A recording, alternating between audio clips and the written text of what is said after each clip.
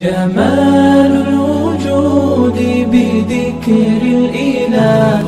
وتصفو الحياة بنور هدى جمال الوجود بذكر انسان کی ٹریجڈی کیا ہے؟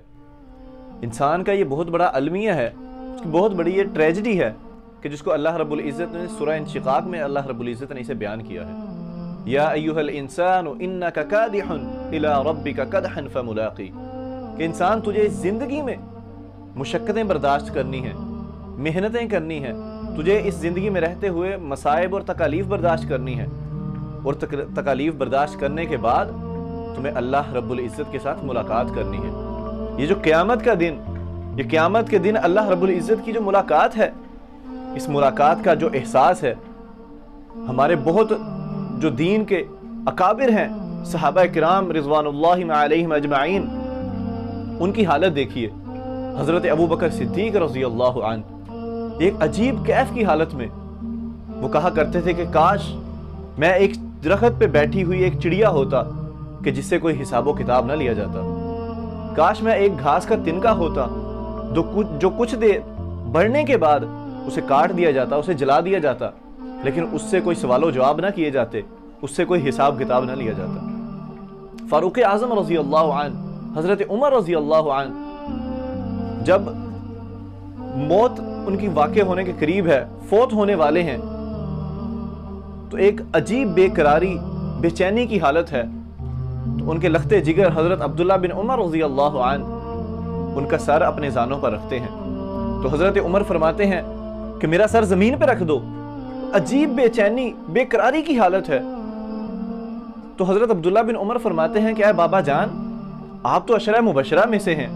آپ کو تو اللہ تعالیٰ نے اس دنیا کی زندگی میں نبی کریم صلی اللہ علیہ وسلم کی مبارک زبان سے جنت کی بشارت سنا دی ہے، آپ کس چیز کے لیے پریشان ہیں؟ تو حضرت عمر رضی اللہ عنہ فرماتے ہیں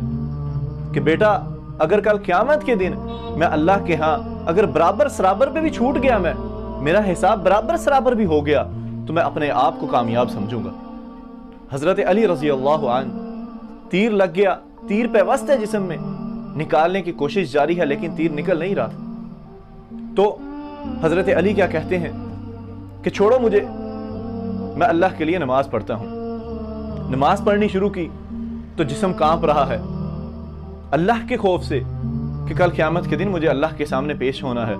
اللہ کے سامنے جواب دہ ہونا ہے، کل قیامت کے دن اللہ سے جب ملاقات ہوگی تو میرا اللہ مجھ سے سوال کرے گا۔ اور ان سوالات کے بارے میں اور قیامت کے دن کے بارے میں نبی کریم صلی اللہ علیہ وسلم نے فرمایا، لا تزول قدم ابن آدم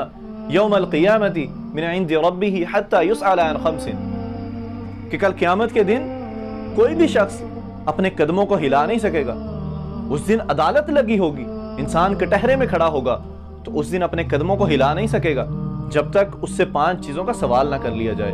جب تک ان 5 چیزوں کا سوال نہ ہو جائے، ان کا وہ جواب نہ دے دے، وہ شخص اپنی جگہ سے اپنے قدم کو ہلا نہیں سکے گا۔ وہ 5 چیزیں کون سی ہیں؟ پہلی چیز ان عمرہ فیما افنا،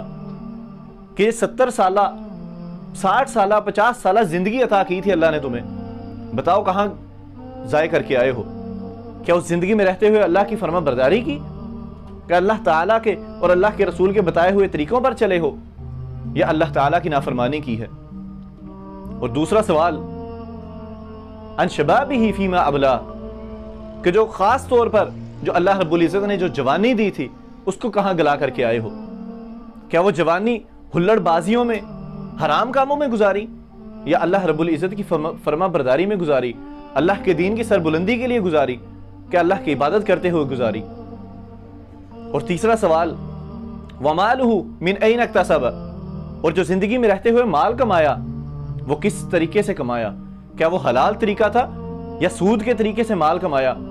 یا حرام طریقوں سے مال کمایا؟ تیسرا سوال وہ مال کے بارے میں ہوگا کہ مال کمایا کس طرح اس دنیا کی زندگی میں؟ کیا دونوں ہاتھوں سے صرف اکٹھا کرتے رہے اور حلال حرام کی کوئی تمیز نہیں کی، یا حلال کمایا اللہ رب العزت کی رضا کے لیے؟ اور چوتھا سوال وفیما انفق، اور جو مال کمایا تھا اس مال کو خرچ کہاں کیا؟ حرام کاموں میں، ہلڑ بازیوں میں، پارٹیوں میں،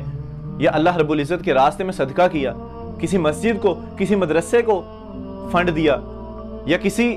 غریب کی مدد کر دی، اللہ رب العزت کی مخلوق کے کام آئے۔ اور آخری اور پانچواں سوال جو کیا جائے گا، ماذا عمل فیما علم، کہ جو علم دنیا کی زندگی میں رہتے ہوئے اللہ تعالیٰ نے تمہیں عطا کیا تھا، جو علم حاصل کیا تھا، اس پر عمل کتنا کیا؟ علم سیکھ سیکھ کر کتابوں کے تو انبار لگا دیے، اور علم اتنا کہ سمایا نہیں جا رہا، اور عمل کا آغاز بھی نہ ہوا۔ یہ 5 سوال ہیں جو اللہ رب العزت کل قیامت کے دن کریں گے، اور نبی کریم صلی اللہ علیہ وسلم نے فرمایا کہ جب تک کہ یہ 5 سوال نہ کر لیے جائیں، کوئی بھی شخص اپنی جگہ سے، اپنی جہاں پہ وہ کھڑا ہوگا وہاں سے قدم بھی نہیں ہلا سکے گا۔ تو یہ جو جواب دہی کا احساس ہے، یہ اپنے اندر پیدا کرنا ہے کہ ایک دن محاسبہ ہونا ہے، ایک دن آئے گا کہ جس دن اللہ رب العزت سے ملاقات ہوگی، اللہ رب العزت سوال کریں گے۔ کہیں یہ نہ ہو کہ اس دن کریڈٹ لینے کی بجائے الٹا ڈیبٹ کا کھاتا کھل جائے۔ تو اللہ رب العزت ہمیں اس احساس کو پیدا کرنے کی توفیق عطا فرمائے کہ جو جواب دہی کا احساس ہے، جو محاسبے کا احساس ہے، اللہ رب العزت ہمیں وہ پیدا کرنے کی توفیق عطا فرمائے۔